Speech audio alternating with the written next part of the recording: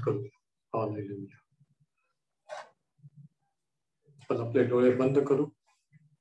त्याने आपली भेट घ्यावी, आपल्याशी बोलावं. जर तुमची इच्छा असेल त्याने तुमच्याशी बोलावं, अनुभव द्यावा, तर त्याला म्हणा की प्रभू तू माझ्या मनाचा, माझ्या विचारांचा ताबा घे. तू माझ्याशी बोल. तुझ्या आत्म्याने, तुझ्या सामर्थ्याने मला भर. तुझ्या ज्ञानाच्या प्रगटीकरणाच्या आत्म्याने भर आणि चालू. हालेलुया. हालेलुया. ज्यावेळेस आपण त्याला समर्पित होतो, ज्यावेळेस आपण त्याला विनंती करतो, त्यावेळेस त्याचा पवित्र आत्मा कार्य करत असतो. हालेलुया. हालेलुया. प्रभू येशूचं रक्त सर्व पापापासून शुद्ध करते. त्याला म्हणूया की तुझ्या रक्ताने माझे विचार तू शुद्ध कर. माझ्या विचारांचा ताबा घे. भरकटणारे विचार तू स्थिर कर. शरीर, आत्मा, जीव हे तुला समर्पित करतो. हालेलुया. आणि यावेळेस आम्ही तुझे आभार मानतो की आणखी एक संधी तू आम्हाला दिलीस तुझ्या नावात एकत्रित होण्याची आणि तुझ्या वचनावर मनन करण्याची. हे तुझं वचन दिलंस, त्या वचनाबद्दल तुझा आभार मानतो. इथून पुढचा वेळ तुला समर्पित होतो. तुझ्या वचनाने, तुझ्या आत्म्याने तुमच्याशी बोल. तुझे दिव्य स्वर्गीय सत्य तू प्रगट कर. तो आपला शब्द पाठवून त्यास बरे करतोस. त्या वचनानुसार प्रभू ज्यांना बरं होण्याची गरज असेल त्यांना तू बरं कर आणि होऊ दे आमच्याद्वारे तुझं घर तारणारा प्रभू येशू ख्रिस्ताच्या द्वारे. Amen. Praise the lord. Hallelujah. तर सध्या आपण या बुधवारच्या बायबल स्टडीमध्ये प्रभू येशूची शिकवण काय आहे, प्रभू येशूने काय शिकवलं, काय उपदेश केले याच्यावर मनन करत आहोत. बऱ्याच जणांना हे माहीत नाही आणि बरेच जण याच्यावर उपदेश करत नाही किंवा शिकवत नाही. आपण पत्रात जातो, आपण बाकीच्या गोष्टी घेतो, परंतु प्रभू येशूने जगात असताना नेमकं काय शिकवलं, काय उपदेश केले हे समजणं महत्वाचं आहे. कारण तो स्वर्गात गेल्यानंतर त्याने सांगितलं की दुसरा एक जण येईल, पवित्र आत्मा, तो तुम्हाला मी काय शिकवलं त्याची आठवण करून देईल आणि तुम्हाला सर्व सत्यात मार्गदर्शन करेल. आणि म्हणून तो स्वर्गात गेल्यानंतर जे त्यांनी नव्हतं शिकवलं ते पत्रांमध्ये आहे, प्रगटीकरणात आहे. म्हणून आपण सुरुवातीपासून सुरुवात केली पाहिजे की प्रभू येशूची शिकवण नेमके काय. जर तुम्हाला कोणी विचारलं की प्रभू येशूची शिकवण काय आहे तर तुम्ही काय सांगा, प्रभू येशूने काय शिकवलं. आणि हे आपल्याला मत्ती सुवर्तमानाच्या 5, 6 आणि 7 या 3 अध्यायात आपण ज्याला अनेक वर्षापासून चर्चने डोंगरावरील प्रवचन असं म्हटलेलं आहे. मत्ती 5, 6 आणि 7 हे 3 अध्याय मिळून हे एकच प्रवचन आहे, एकच मेसेज आहे, एकच संदेश. आणि यावरून आपल्याला प्रभू येशू ख्रिस्त शास्त्र सांगते की देवाच्या राज्याची घोषणा करत होता. तो एका राज्याविषयी सांगायला आलेला, तो एका धर्माविषयी किंवा आणखी काही नियम देण्यासाठी आलेला नव्हता. आणि पहिल्या अध्यायात जर आपण पहिल्या वचनात जर आपण वाचलं तर असं लिहिलंय की तेव्हा लोक समुदायाला पाहून तो डोंगरावर गेला. म्हणजे लोक समुदाय प्रभू येशूचे शिष्य त्या ठिकाणी जमलेले होते. सर्वच्या सर्व 12 शिष्य नव्हते, कारण अजून तो शिष्य तयार करत होता. परंतु लोक समुदाय पब्लिक त्या ठिकाणी होतो. काही शिष्य त्या ठिकाणी झालेले ते होते. आणि पहिलं वचन बघा, खाली बसल्यावर त्याचे शिष्य त्याच्या जवळ आले. सर्वांनी शास्त्रात बघा, शास्त्र तुमच्या समोर पाहिजे, कारण हा बायबल स्टडी आहे, हा उपदेश नाही की नुसता ऐकायचा. तर खाली बसल्यानंतर, कारण ज्यूइश रब्बी, यहुदी धर्मगुरू आजही प्राचीन काळापासून बसून मेसेज देतात, बसून शिक्षण देतात त्यांच्या सभासदांना. आपल्यासारखं उभं राहून नाही. आणि खाली बसल्यानंतर त्याचे शिष्य त्याच्या जवळ, त्याचे शिष्य येऊदे असल्यामुळे त्यांना माहित होत की हा खाली बसला म्हणजे आता हा काहीतरी बोलणार, आणि ते त्याच्याजवळ आले. मग तोंड उघडून तो त्यांना शिकवू लागला.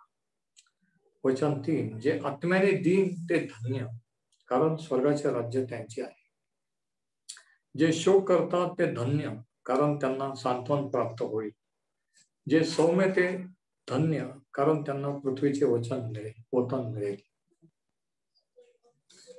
आणि ज्यावेळेस त्यांनी, आता धन्य या शब्दाचा अर्थ आशीर्वादित, ज्यावेळेस त्याने सांगितलं की आशीर्वादित ते लोक की जे ह्या कॅटेगरीमध्ये आहेत, त्यामुळे सर्व लोकांना, शिष्यांना आश्चर्य वाटलं. कारण सर्वांची अपेक्षा ही होती की मोशेने जे नियमशास्त्र दिलं, नियम दिला, त्याच्यात प्रभू येशू अजून काही नियम पाळायला शिकवतो, अजून काही नवीन नियम घालतो.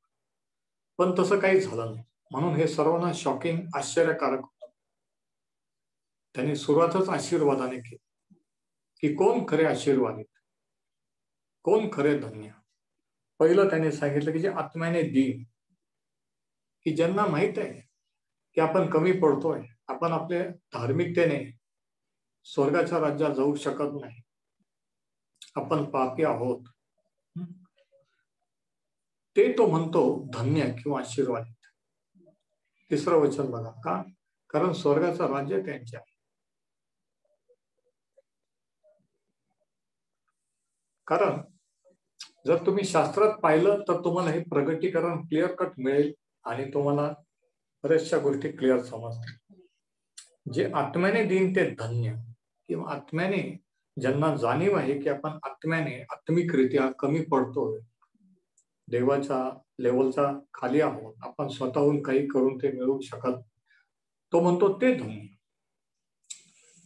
आता जगाची रीत किंवा ख्रिस्ती रीत किंवा धार्मिक लोकांची रीत काय की जे आत्म्याने स्ट्रॉंग ते धन्य, असं आपण म्हणतो. किती जणांना समजतं मी काय बोलतो. पण याच्या उलट तो म्हणतो की जे आत्म्याने स्ट्रॉंग नाही, आत्म्याने जे दीन आहे, गरीब आहे, ज्यांना त्यांच्या आध्यात्मिक गरिबीची जाणीव आहे की आपण देवाच्या लेवलच्या कमी पडतो आहोत, ते आशीर्वादित. धार्मिक लोक म्हणतात की जे आत्म्याने स्ट्रॉंग ते आशीर्वाद. किती जणांना समजतं मी काय बोलतो. पण याच्या उलट प्रभू येशू म्हणतो की जे आत्म्याने दीन ते आशीर्वादित, कारण स्वर्गाचं राज्य त्यांचे. म्हणून हे शॉकिंग स्टेटमेंट होतं पहिलं,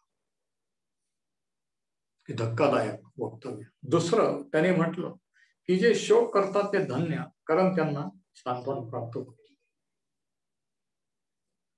कोण त्याच्या राज्यासाठी लायक आहे, कोण त्याच्या देवाच्या राज्यासाठी, कोण खरे आशीर्वादित आहे, याची व्याख्या तो सांगत आहे. आज आशीर्वाद सभा, ब्लेसिंग मीटिंग सगळीकडे चाललेल्या आहेत, फेसबुकवर वगैरे. आणि म्हणून आशीर्वादित असणं किंवा आशीर्वाद म्हणजे काय हे अनेक ख्रिस्ती लोकांना, विश्वासधारांना अजून माहित नाही. त्यांना वाटतं घरदार, इस्टेट, प्रॉपर्टी म्हणजे आशीर्वाद. म्हणजे आशीर्वाद कशाला म्हणतात, आशीर्वाद म्हणजे काय असतात हेच माहित नाही. आणि म्हणून तशी जर तुमची कंडिशन असेल, तुमचा जर तसा घोळ असेल, तर नीट ऐका, प्रभू येशू किंवा देव कोणाला धन्य किंवा आशीर्वादित समजतो. जग किंवा चर्च कोणाला आशीर्वादित समजतं हा नाही. जे आत्म्याने दीन, ज्यांना जाणीव आहे की आपण कमी आहोत, ते खरे आशीर्वादित. दुसरी गोष्ट तो म्हणतो की जे शोक करतात, की जे आत्म्याने दीन आहेत, म्हणून ज्यांना जाणीव आहे की आपण पापी आहोत, आपल्याला पापाची क्षमेची गरज आहे, म्हणून जे शोक करतात किंवा पश्चाताप करतात ते धन्य. जग काय म्हणतो, जे आनंद करतात, सेलिब्रेट करतात ते धन्य. पण प्रभू येशू काय म्हणतो, जे दुःख व्यक्त करतात, शोक करतात आपल्या आध्यात्मिक गरिबीबद्दल, ते खरे आशीर्वाद. का? पुढं कारण तो सांगतो वचन 4 मध्ये, कारण त्यांना सांत्वन प्राप्त होईल. त्यांना कायमचा शोक करावा लागणार. आणि कशा रीतीने सांत्वन प्राप्त होईल? पश्चाताप केल्यावर, की देव त्यांच्या पापाची क्षमा करील, आणि क्षमा झाल्यामुळे त्यांना शोक करावं लागणार नाही. आता तिसरी गोष्ट, वचन 5 मध्ये तो म्हणतो की जे सौम्य ते धन्य, कारण त्यांना पृथ्वीचे वतन मिळेल. आणि ह्या सिरीजचं नाव आहे आशीर्वादाचा एकमेव मार्ग. आणि आजचं टायटल शीर्षक आहे आशीर्वादाचा एकमेव मार्ग सौम्य व्हा. जर तुम्ही लिहित असाल आशीर्वादाचा एकमेव मार्ग सौम्य व्हा, आणि शास्त्रभाग आहे मत्तई 5:5. मत्तई 5:5. Title is the only way to happiness, be meek. Matthew 5:5. आता तिसरी गोष्ट प्रभू येशू ख्रिस्त या ठिकाणी सांगत आहे की ह्या डोंगरावरील प्रवचनामध्ये कोण खरे आशीर्वादित लोक आहेत, कोण खरे देवाचे आशीर्वादित आहेत, ते लोक कसे असतात, काय करतात, कसे नसतात, हे क्लिअर कट सांगत आहे.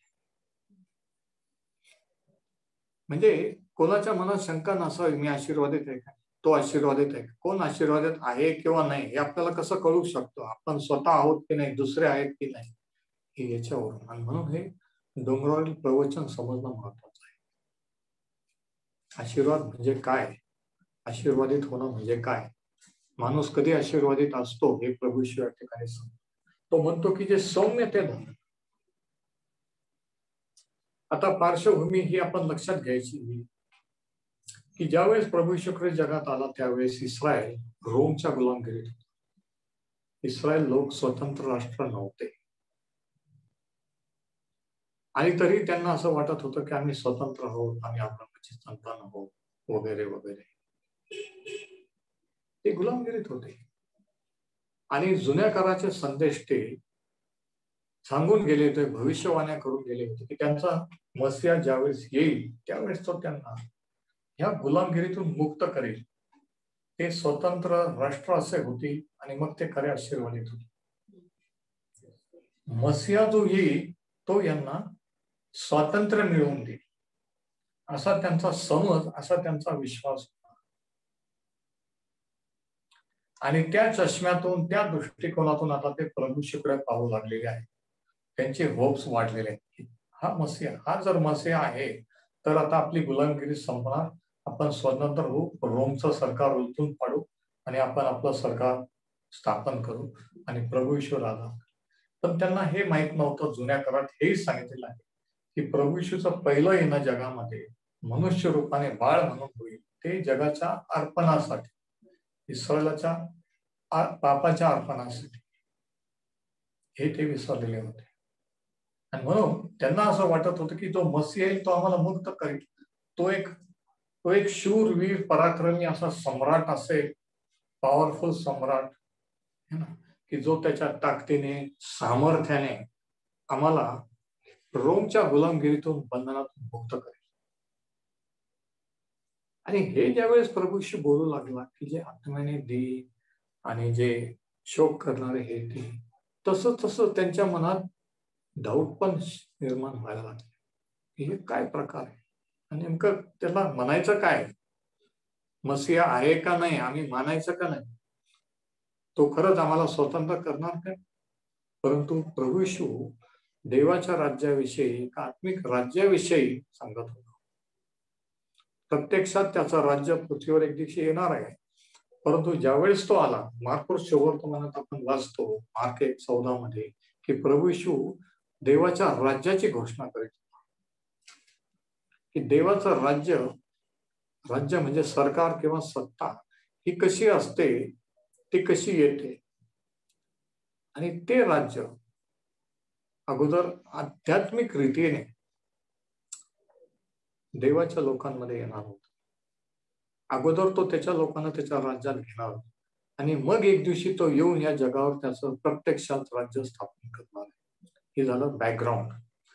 आता 5वं वचन, जे सौम्य ते धन्य. सौम्य म्हणजे नेमकं काय, मीक इंग्लिश मध्ये म्हटलंय, ब्लेस्ड आर द मीक. आता सौम्य म्हणजे नेमकं काय, सौम्यता म्हणजे कमकुवतपणा, विकनेस, असमर्थता ही नाही. सौम्यता म्हणजे की जी व्यक्ती स्वतःचा अधिकार स्वतःच्या फायद्यासाठी वापरत नाही किंवा सत्तेचा अधिकाराचा दुरुपयोग करीत नाही, आपले हक्क मागत नाही. आता हे फार फार महत्वाचं आहे, लिहून घेण्यासारखं आहे. ज्यांना खरंच इंटरेस्ट आहे ते लिहून घेत आहेत. आणि हे लिहून घेतलं तर पुढच्या गोष्टी, कारण ही लिंक आहे, मग पुढच्या गोष्टी तुम्हाला समजतील. प्रभू येशूच्या शिकवणाशी connected. meekness, someone who doesn't force himself,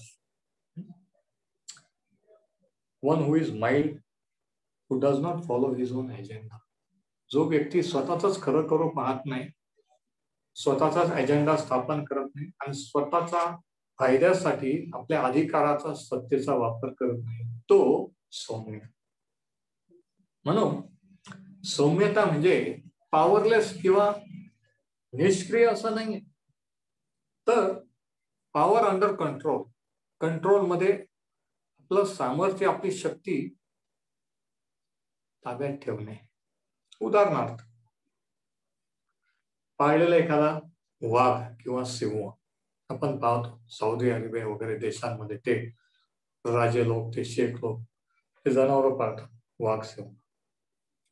आता तो पाळलेला जरी असला, तो ऐकतो, घरात राहतो, म्हणजे त्याच्याजवळ पॉवर आहे, सामर्थ्य आहे फाडून खाण्याचं माणसाला, परंतु ते माणसाळल्यामुळे ते कंट्रोल केले. त्याच्याजवळ पॉवर नाही असं नाही, तो शेवटी वाघच आहे किंवा सिंहच. किती जण समजतंय नाही काय, पण त्याचा पॉवर यांनी माणसाळल्यामुळे त्याला कंट्रोल केलेला. सौम्य म्हणजे पॉवर अंडर कंट्रोल, कंट्रोल मध्ये आपला पॉवर किंवा अधिकार ठेवणे, याला म्हणतात सौम्यता. आणि प्रभू येशू म्हणतो की जे सौम्यतेत धन. आता हे अधिक क्लिअर समजण्यासाठी सौम्य लोक कसे असतात, सौम्यता कशी असते, आपण स्तोत्र 37 पाहूया. आता प्रभू येशू शास्त्र पूर्ण करायला लागला. प्रभू येशूने बऱ्याचशा गोष्टी ज्या सांगितल्या त्या नियमशास्त्रात आणि संदेश त्यांच्या म्हणजे जुन्या करारात जे सांगितलं त्याच्यावरच पुढं प्रगटीकरण केलेलं आहे. म्हणून हे जे काही प्रभू येशू शिक्षण देत आहे ते जुन्या करारावर आधारित. कारण जर ते जुन्या करारावर आधारित नसेल तर यहुदी लोक त्याच्यावर विश्वास ठेवणार नाही, कारण ते मोशेचं नियमशास्त्र संदेश ते पाळणारे. त्यांना चिन्ह हे आहे की मसीहा हा देवाच्या वचनातून, जुन्या करारातून, नियमशास्त्र याच्याबद्दल बोलत. म्हणून हे जे प्रभू येशू डोंगरावर प्रवचन देत आहे हे सुद्धा जुन्या करारात. स्तोत्र 37 आपण पाहूया. Psalm 37.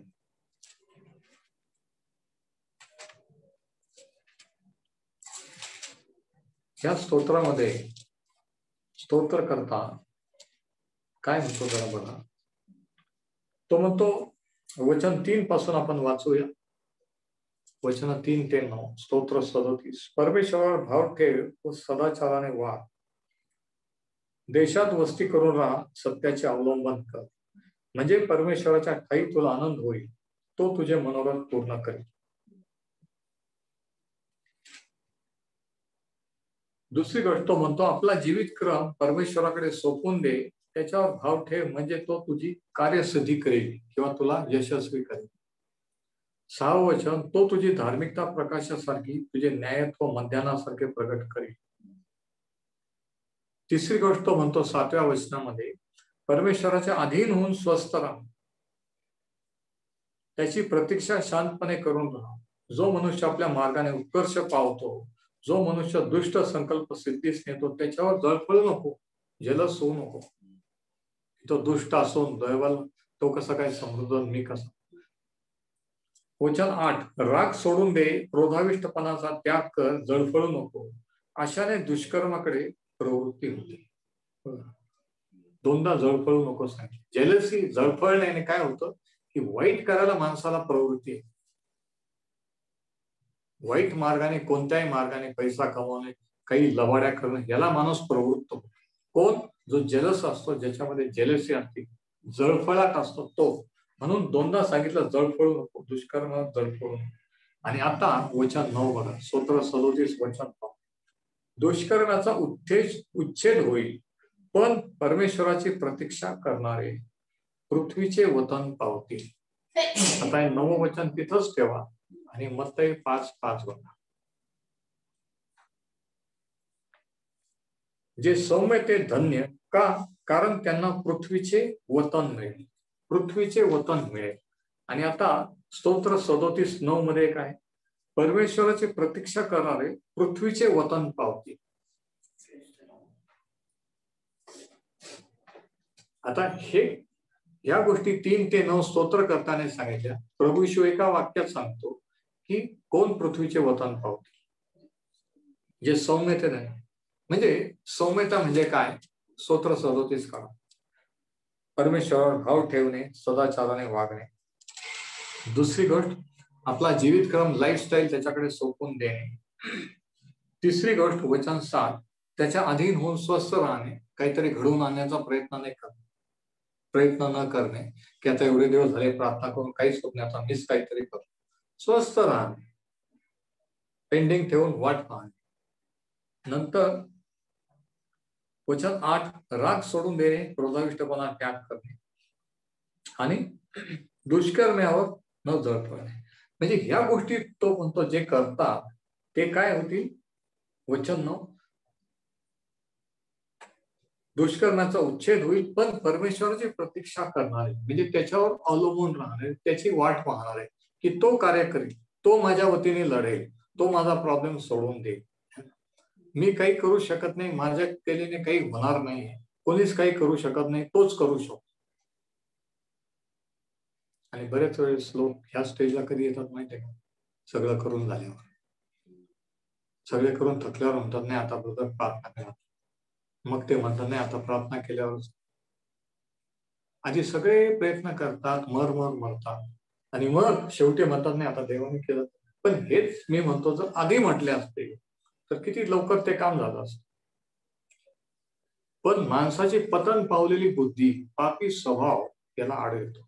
तो म्हणतो का बरं, काय गरज आहे प्रार्थना करायची, काय गरज आहे क्षुल्लक गोष्टीसाठी देवाला सांगायची, मी हँडल करू शकतो, मी करू शकतो, ते करू शकतात. आणि असं म्हणून सैतान आपल्याला खेळवतो, आपण खेळत बसतो, टाइमपास होतो, पैसे वाया जातात, आयुष्याचे दिवस वाया जातात आणि मग म्हणतो नाही देवाने केलं तर. मग 9व्या वचनात म्हणतो परमेश्वराची प्रतीक्षा करणारे पृथ्वीचे वतन पावतील. आणि 5व्या वचनात मत्तई 5:5 मध्ये प्रभू येशू म्हणतो जे सौम्य ते धन्य, कारण ते त्यांना पृथ्वीचे वतन मिळेल. म्हणजे सौम्य कोण? जे परमेश्वराची प्रतीक्षा करणारे, त्याच्यावर अवलंबून राहणारे. कधी कधी आपल्याला वाटतं की तो लेट झालेला आहे, जसं लाजर मरून 4 दिवस झाले, ते म्हणे प्रभू येशू लेट झाला. प्रभू येशू कधी लेट होतो का? नाही. देव कधी लेट नसतो, लवकर पण येत नाही, लेट पण होत नाही, तो राईट टाइम असतो. किती जणांना समजते मी काय बोलतो? आपणच मागं पुढं होत असतो. तर सौम्य म्हणजे प्रतीक्षा करणारे. हालेलुया. आता दुसरा पॉइंट, पहिला पॉइंट आपण पाहिलं सौम्यता म्हणजे काय. दुसरा पॉइंट असा की सौम्यतेचे उदाहरण, एक्झाम्पल्स ऑफ मीकनेस. आणि सगळ्यात ठळक पहिलं उदाहरण म्हणजे प्रभू येशू ख्रिस्त. तो म्हणतो की मी मानाचा दीन आहे, माझे जू हलके आहे. त्याच्यापेक्षा कोणी सौम्य असू शकतं का? होऊन गेलं का? नाही. पण तो सौम्य होता म्हणजे तो पॉवरलेस होता का? त्याला पॉवर नव्हता. तो सर्वसमर्थ, त्याचं सामर्थ्य त्याने निसर्गावर प्रगट केलं, दुरात्म्यावर प्रगट केलं, दुखणे आजारावर प्रगट केलं. पॉवर होता, पण प्रत्येक वेळेस तो म्हणायचा पिता जे मला दाखवतो तेच मी करतो. देव पित्याच्या अधीन तो होता, म्हणजे त्याचा पॉवर, त्याचं सामर्थ्य, आणि त्याने स्वतःला देव पित्याच्या अधीन केलं होतं. म्हणजेच त्याच्या सत्तेचा किंवा अधिकाराचा किंवा पॉवरचा तो दुरुपयोग करीत नव्हता. आणि सैतानाने जी अरण्यात परीक्षा घेतली ती याच्यासाठी की दुरुपयोग करावा. तू जर देवाचा पुत्र असेल तर उडी टाक, दोंड्याच्या भाकरी कर. तुला पावर दिला ना, देवाने पवित्र आत्म्याला दान दिलं, मग हे करून बघ. म्हणून देवाचा अभिषेक किंवा सामर्थ्य मिळाल्यानंतर त्याचा उपयोग स्वतःसाठी, स्वतःच्या फायद्यासाठी करण्याचा हा सर्वात मोठा मोह आत्म्याने भरलेल्या लोकांना असतो. की त्या अभिषेकावर, त्या सामर्थ्यावर स्वतःचं नाव कमावणं, पैसा कमावणं हा एक मोह असतो. सैतान देवाने तुला दिलं ना, मग कर. पण प्रभू येशूने तसं केलं नाही. म्हणून सौम्य असणे म्हणजे पॉवरलेस असणे असं नाही, तर पॉवर ताब्यात ठेवणे, देवाच्या अधीन राहणे, परमेश्वरावर अवलंबून राहणे.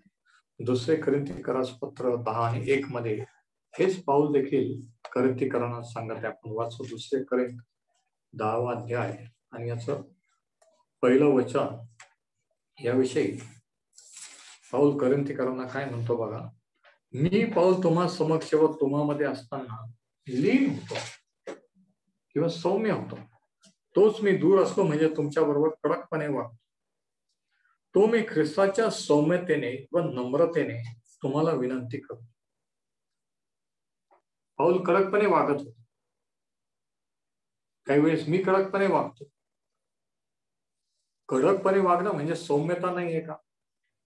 प्रभू येशू कडकपणे वागला. सोटा घेऊन मंदिरातून लोकांना हाकलून दिलं. त्याने सांगितलं की माझं मंदिर हे काही बिझनेसचा अड्डा नाही. मग तो सौम्य नव्हता का? सौम्य असं म्हणजे शिस्त लावायची नाही, कडक बोलायचं नाही असं नाही. पाऊल काय म्हणतो बघा, क्लिअर कट. कोणीतरी म्हणलं सौम्य म्हणजे नम्र, म्हणजे काहीच कोणाला काही चुका दाखवायच्या नाही, सांगायच्या नाही, सगळ्यांच्या होला हो करायचं, खोटं खोटं प्रेज द लॉर्ड नाही. तसं नाहीये, तसं नाहीये. 2 कोरिन्थ 10:1 परत एकदा नीट बघा. मी पाऊल तुम्हा समक्ष तुम्हामध्ये असताना आणि मंडळीला तो लिहितो की लीन असतो, तोच मी दूर असलो म्हणजे कडकपणे वागतो. तो मी ख्रिस्ताच्या सौम्यतेने व नम्रतेने तुम्हाला विनंती करतो.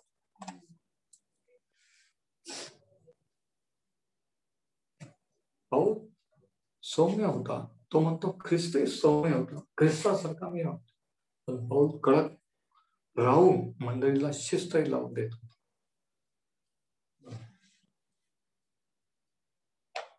दुसरं उदाहरण आहे अब्राहम आणि लोटाचं, उत्पत्ती 13 मध्ये, की ज्या वेळेस लोट अब्राहमामुळे खरं म्हणजे आशीर्वादित झाला.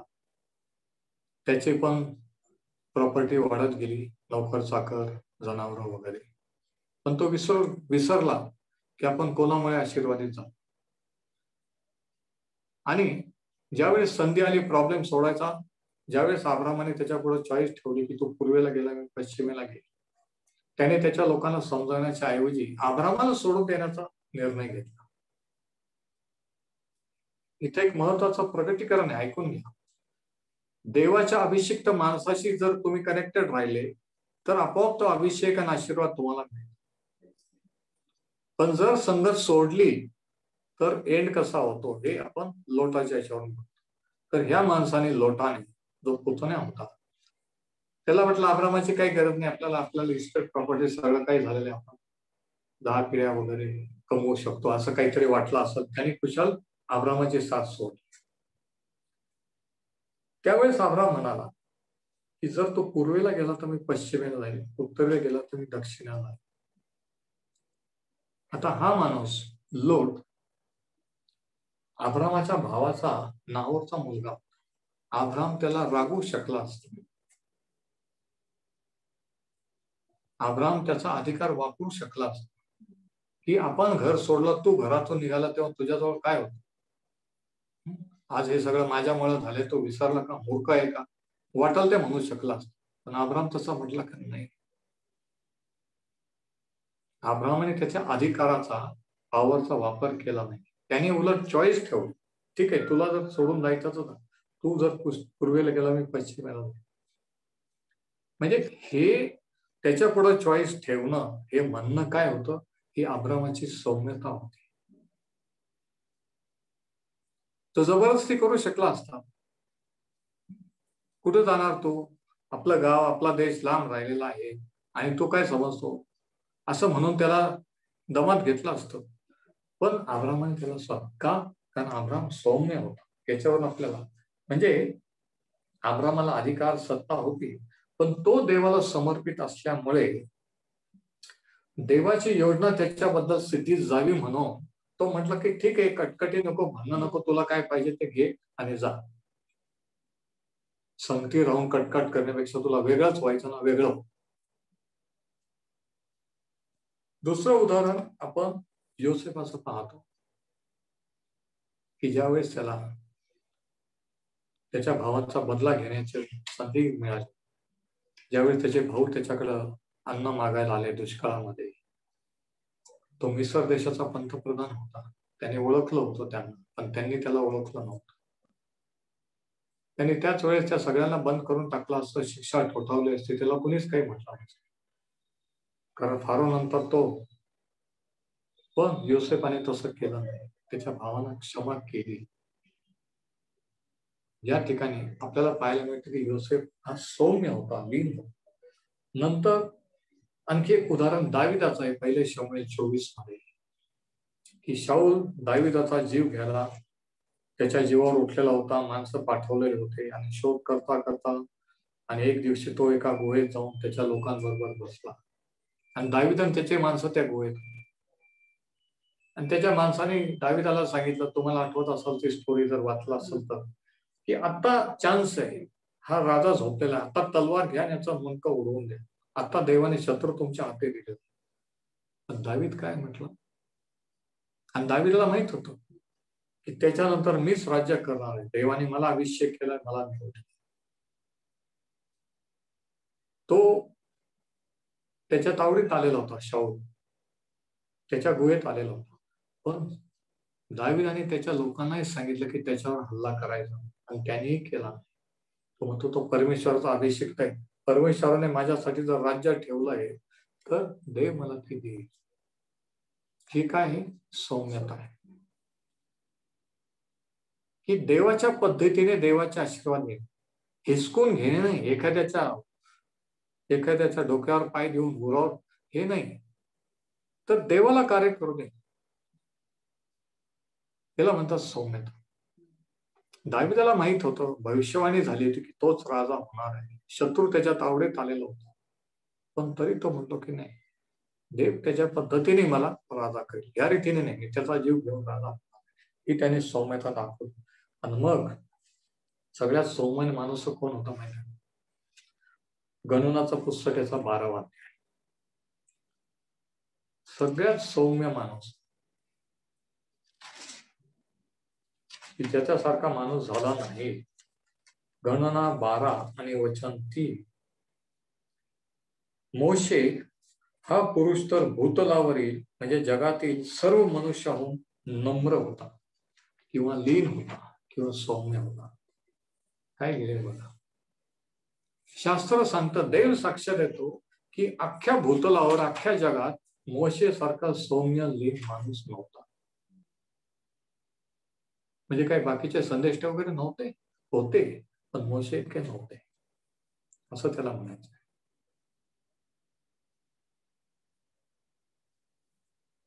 ज्यावेळी देवाने त्याला निवडलं, जळत्या झुडपातून आवाज दिला, बोलवलं, तो म्हटला मी कोण?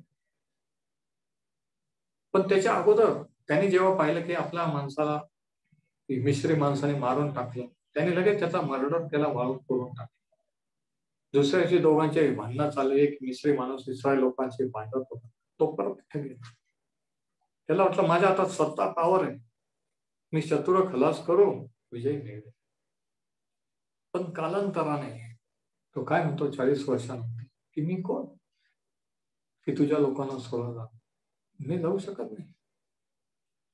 त्याला जाणीव झाली की राजपुत्र म्हणून फारोच्या दरबारात वाढलेला, सर्व विद्या संपन्न, सर्व सत्ता अधिकार पावर हातात असताना, सर्व ऐश्वर्य असताना सुद्धा तो म्हणतो की त्याने नाही मी करू शकत, मी नाही राहू शकत, मी तुझ्या लोकांना नाही सोडू शकत. हे काय होतं? मोशेची सौम्यता. आता तिसरा पॉइंट, की सौम्यतेचे परिणाम. पहिली गोष्ट सौम्यता म्हणजे काय आपण पाहिलं, दुसरी गोष्ट सौम्यतेचे उदाहरणं पाहिली. आता सौम्यतेचा परिणाम, द रिझल्ट ऑफ मीकनेस. मत्तई 5:5. जे सौम्य ते धन्य. कारण का? कारण त्यांना पृथ्वीचे वतन मिळेल. कशाचं वतन मिळेल? पृथ्वीचं. पृथ्वीवर त्यांच्यासाठी जे वतन देवाने राखून ठेवलेलं आहे, हयातीत असताना, जगात असताना, ते त्यांना मिळेल. त्यांना म्हणजे कोणाला? जे सौम्य आहे, जे हिसकून घेत नाही, दुसऱ्याच्या डोक्यावर पाय देत नाही, जे सौम्य आहे, जे आपल्या पावरचा, अधिकाराचा गैरवापर करत नाही मिळवण्यासाठी, ते देवाची वाट पाहत, देव त्याच्या योग्य वेळी मला ते देईल, मी त्याच्याकडून घेईल, मी सैतानाकडून, लोकांकडून घेणार, ते धन्य. कारण ते पृथ्वीचे वतन पावते.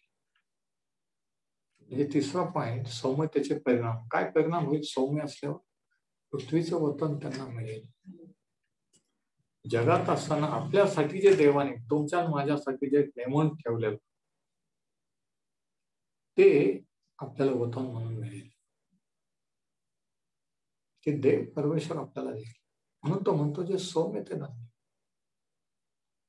जगाची रीत काय आहे की एकमेकाच्या डोक्यावर पाय देऊन हिसकून घ्यायचं, कोणत्याही मार्गाने पुढे जायचं, काही करून आपला हक्क मिळवून घ्यायचा, आपला फायदा पाहायचा, आपला स्वार्थ पाहायचा, ही जगाची रीत. पण देवाच्या राज्याची रीत काय आहे की देवाची प्रतीक्षा करायची आणि योग्य वेळी त्याच्याकडून घ्यायचं, त्याला आपल्याला देव द्यायचं.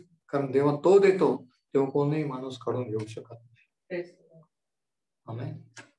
माणसाने दिलं तर काढून घेऊ शकतो. मी म्हणू शकतो माझ्यामुळे मनोज आहे, मी मनोजला हे दिलं, पण जर मी नाही दिलं, देवाने दिलं, तर मी क्रेडिट नाही घेऊ शकत, कोणीच क्रेडिट नाही घेऊ शकत. म्हणून प्रतिफळ काय, परिणाम काय होईल सौम्याचा परिणाम, फायदा काय आहे? पृथ्वीचं वतन मिळेल त्यांना. पृथ्वीचं, आता पृथ्वीचं वतन मिळेल म्हणजे नेमकं काय? आता इस्रायल लोकांना, आता हे समुदाय जो जमलेला, हे भारतीय नाही, हे सगळे यहुदी लोक, पब्लिक पण यहुदी आहे, शिष्य पण यहुदी, आणि हे लोक नियमशास्त्र लहानपणापासून चर्च मध्ये त्यांच्या ऐकत आलेले. त्यांना माहिती आहे त्यांच्या पूर्वजांना, इस्रायल लोकांना देवाने वतनाचा देश वतन म्हणून देण्याचं कबूल केले. आणि इथं परत तो शब्द प्रभू येशू वापरतो की पृथ्वीचे वतन मिळेल. म्हणजे लगेच त्यांना काय क्लिक झालं असणार, अरे देवाने आपल्याला जो प्रदेश सांगितला तो आपल्याला देश देईल, तो देश. ही इस्रायली थिंकिंग, इस्रायली माणसाची विचार. आपण जे इस्रायली नाही, गैरयुक्ती, आपण काय समजायचं, म्हणून ह्या वचनात प्रभू येशूला काय म्हणायचं हे आपण नीट समजलं पाहिजे.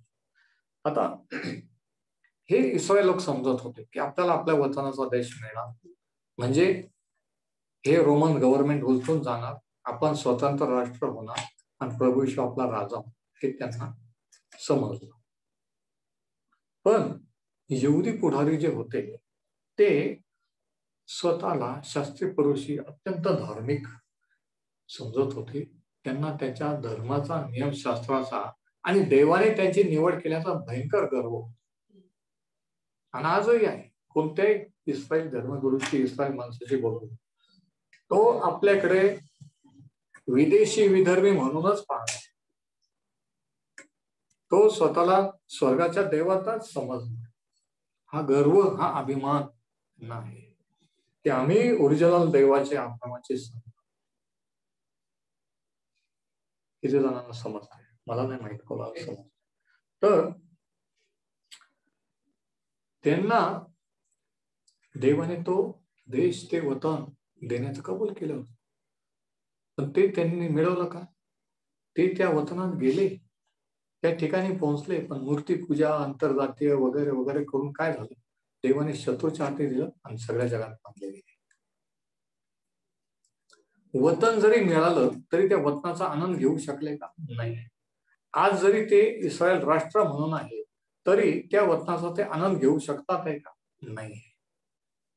घडी घडी बॉम्ब हल्ले, रोज बॉम्ब स्फोट, रोज जीव मुठीत घेऊन पोरं शाळेला जातात, कामाला माणसं जातात, रस्त्यावर वतनात आहे, वतनाच्या देशात आहे, पण त्याचा आनंद घेतात का? नाही. का?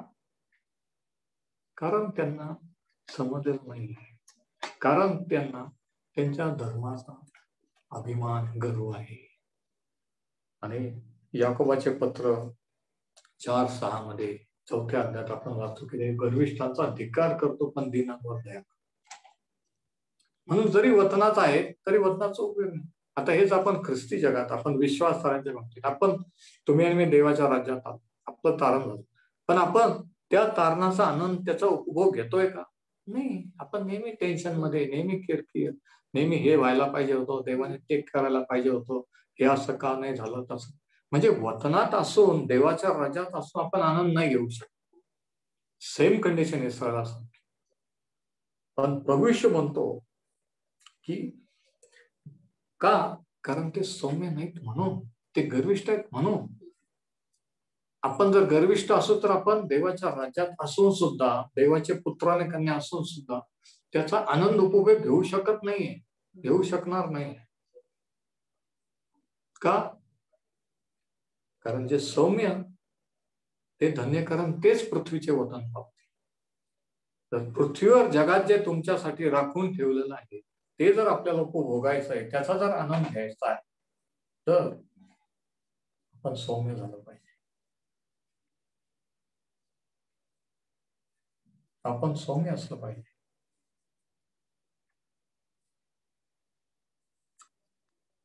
जगाची रीत काय? जे पॉवरफुल, सत्ताधीश, ज्यांच्या हातात सत्ता अधिकार आहे ते धन्य, कारण ते एक एक लोकांवर, राष्ट्रांवर ताबा मिळवते.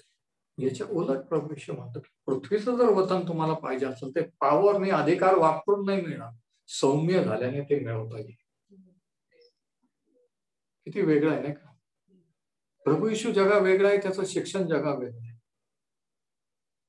नाही, पण आम्हाला वाटलं की आम्ही आमचा हक्क मागा, मग काय आपण आपला हक्क मागायचा नाही? जर देवाच्या राज्यात आहोत तर तो जगाचा नियम देवाच्या राज्यात नाही की आपला हक्क मागायचा मग आपण हिसकून घ्यायचं. देवाला कार्य करू द्यायचं, त्याच्या टाइमिंग त्याला आपल्याला ते देऊ द्यायचं, सौम्य व्हायचं. आपण बरेचसे ख्रिस्ती असून, विश्वासाय असून म्हातारा होईपर्यंत त्याच्या आशीर्वादात का चालत नाही? ह्या कारणामुळे की त्याच्या राज्यात कसे लोक ते आनंद घेतात, उपभोगतात, हे आपल्याला माहित नसल्यामुळे.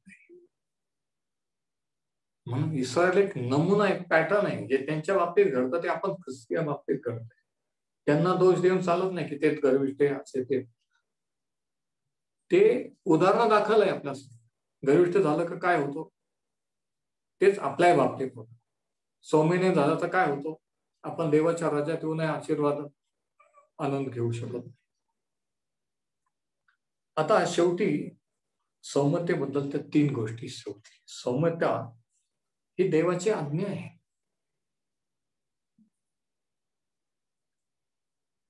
सौम्य ते धन्य, कारण ते पृथ्वीचे वतन पावतील. सौम्यता ही देवाची आज्ञा आहे, ऑप्शन नाही.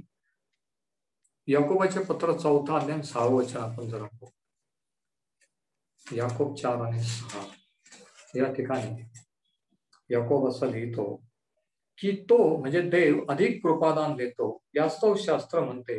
आणि आता ऐका, देव गर्विष्ठांचा विरोध करतो आणि लीनांना कृपादान देतो. देव गर्विष्ठांचा विरोध करतो, पण लीन किंवा जे सौम्य त्यांना कृपादान देतो. स्तोत्र 149 आणि वचन 4, Psalm 149 या ठिकाणी याच्याबद्दल काय लिहिलं आपण? स्तोत्र 149 आणि याचं 4थं वचन. कारण परमेश्वर आपल्या लोकांवर प्रसन्न आहे आणि आता ऐका, तो दीनास तारणाने सुशोभित करीतो. कोणाला तारण देतो? दीनास.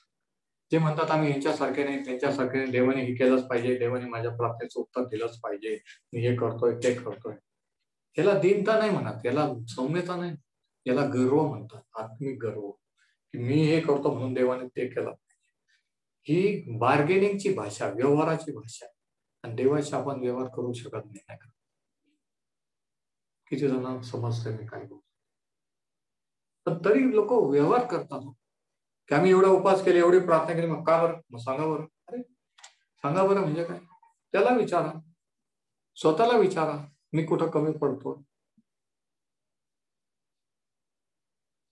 म्हणून या ठिकाणी काय म्हटलंय की तो दिनास तारणाने सुशोभित करेल. म्हणजे तारण पापाची क्षमा देवाच्या राज्यात कोणाला? सौम्य जे आहेत त्यांना आहे.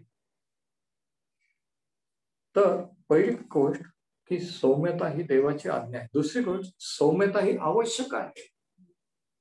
देवाच्या राज्यात आल्यानंतर सुद्धा त्या राज्यात राहून जे आपल्याला वतन आहे, जे देवाने आशीर्वाद दिलेले, त्याचा उपभोग घेण्यासाठी, अनुभवण्यासाठी, शारीरिक, आर्थिक, आत्मिक हे उपभोगायचे आहे, तर त्याच्यासाठी सौम्यता लागते.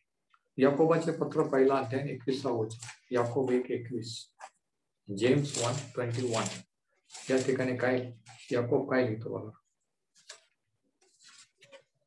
याकोबाचे पत्र 1:21 मध्ये तो असं लिहितो, यास्तव सर्व मलिनता व उचमळून आलेला वैरभाव सोडून. आणि कोणाला लिहितो? चर्चला लिहितो, पापी लोकांना नाही. सर्व मलिनता व उचमळून आलेला वैरभाव सोडून तुमच्या जीवाचे तारण करायला समर्थ असे मुळावलेले वचन सौम्यतेने स्वीकारा. कसं स्वीकारा? सौम्यतेने स्वीकारा. वचन, संदेश, बायबल स्टडी कसा घ्यायचा? सौम्यतेने घ्यायचा. मुद्दाम मलाच बोलले, माझ्यासाठी होतं, हे तिच्यासाठी होतंय, त्यांच्या, असं नाही. सौम्यतेने. कारण जर आपण, तुम्ही म्हटलेला प्रभू माझ्याशी बोलतो, तर बोललेला आहे. मग जर बोललेला आहे तर रागवायचं कारण काय? एवढं अपसेट व्हायचं कारण काय? उलट आनंद मानायला पाहिजे की ते माझ्याशी बोललेला, मला माझ्या चुका, माझा वीक पॉइंट दाखवून दिले, प्रभू मी तुझ्या आभार.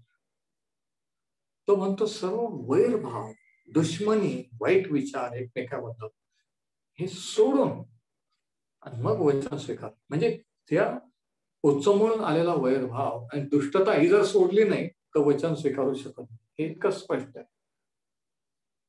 याकोब 1:21 सगळ्यांनी स्वतःच्या डोळ्याने पहा. ही वचन कसं स्वीकारायचं, मेसेज कसा ऐकायचा, बायबल स्टडी कसं आहे, शास्त्र जर वाचायला घेतलं तर ते कसं स्वीकारायचं? वैरभाव सोडून सौम्यते. तर दुसरी गोष्ट काय? सौम्यता ही आवश्यक आहे. तिसरी शेवटची गोष्ट अशी की सौम्यतेने देवाचा गौरव. सौम्यतेने देवाचा गौरव. Meekness ग्लोरिफाईज God. पहिले पेत्र 3 आणि वचन 4. आणि आता मी संपणार आहे. पहिले पेत्र 3 आणि वचन 4. First Peter 3:4. या ठिकाणी पेत्र काय लिहितो बघा. आणि विशेष करून हा जो शास्त्रभाग, हे वचन स्त्रियांना आहे, परंतु फक्त स्त्रियांपुरतच नाही, ते पुरुषांना सर्वांना लागू आहे. आणि हा पॉइंट बघा तो काय सांगतो. हेअरस्टाईल बद्दल बोलताना तो म्हणतो 3ऱ्या वचनापासून तुमची शोभा, केसांचे गुंफणे, दागिने वगैरे आणलेली नसावी, तर जो सौम्य व शांत आत्मा देवाच्या दृष्टीने बहुमूल्य आहे त्याने.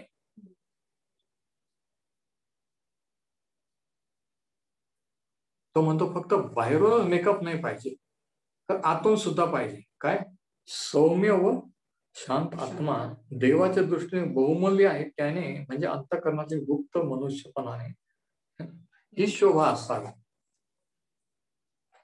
म्हणजे याने काय होतं की देवाचा गौरव होतो. आणि मग पुढं तो साराच होता. सौम्यतेने काय होतं? देवाचा गौरव. तर या गोष्टी, तर हे प्रभू येशू सांगत आहे. म्हणून तो म्हणतो की जे सौम्यते धन्य करा, त्यांना पृथ्वीचे वतन मिळेल. पृथ्वीचे वतन लिटरली पृथ्वीवर तर एक दिवशी त्याच्याबरोबर राज्य करू आपण देवाचे लोक. पण त्याच्यापूर्वी पृथ्वीवर हयातीत असताना जे आपल्यासाठी आपला वाटा जो निघालेला आहे, जसं स्तोत्र करता म्हणतो परमेश्वर माझा वाटा मला देईल, तसं हयातीत असताना या आयुष्यात तुमचा वाटा तो तुम्हाला देईल, माझा वाटा मला देईल. यावेळेस आपण प्रार्थना करणार आहोत. आणि शेवटी प्रार्थना मनोज सोनवणे आमच्यासाठी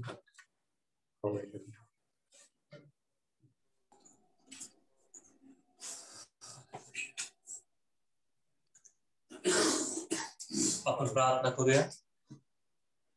हे आमच्या स्वर्गातील पित्या परमेश्वरा, आम्ही तुझ्या नावाला धन्यवाद देतो, तुझी स्तुती करतो या वेळेबद्दल की तू सकाळपासून तर आतापर्यंत सांभाळलंस आणि या सायंकाळच्या वेळेस जो आलेला असताना आणि खरोखर प्रभू जसं तू आज आमच्याशी बोलत आहेस, जीव आम्ही प्रार्थना केली की तू आज आमच्याशी बोलावं, खरोखर तू ऐकलं आहेस त्याबद्दल तुला धन्यवाद.